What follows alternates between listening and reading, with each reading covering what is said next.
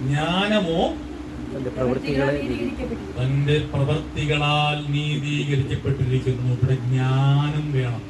വെളിപ്പാട് പുസ്തകം വായിക്കുമ്പോ അത് വ്യക്തം എഴുതിയിട്ടുണ്ട്. സ്തോത്രം, മുദ്ര, മൃഗത്തിന്റെ രൂപം, മൃഗത്തിന്റെ സംഖ്യ അവിടെ പറയുന്നുണ്ട്. അവിടെ ജ്ഞാനം കൊണ്ട് സ്തോത്രം, അവിടെ ജ്ഞാനം കൊണ്ട് നിന്റെ പ്രാഗൽഭ്യം ആവശ്യം.